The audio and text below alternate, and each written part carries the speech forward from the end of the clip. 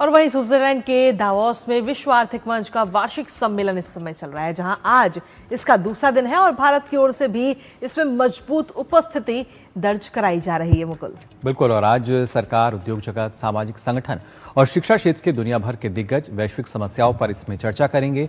इस दौरान वे दुनिया के सामने मौजूद चुनौतियों का समाधान निकालने और आने वाले समय की प्राथमिकताएं तय करने का प्रयास करेंगे। सम्मेलन में आज एआई और अन्य उन्नत तकनीकें संघर्ष की प्रकृति कैसे बदल रही है और आधुनिक सेनाएं युद्ध में कैसे शामिल होती हैं जैसे विषयों पर अलग अलग सत्रों में चर्चा होगी।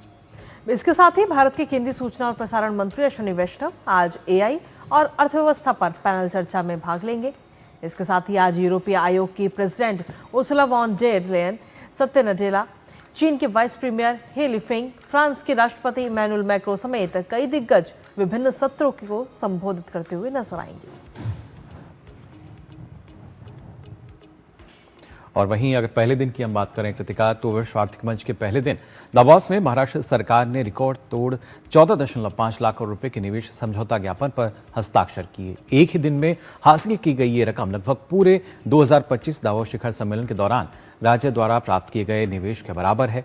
हस्ताक्षर किए गए 19 समझौता ज्ञापनों से अलग अलग क्षेत्रों में 15 लाख से ज्यादा नौकरियां मिलने की उम्मीद है।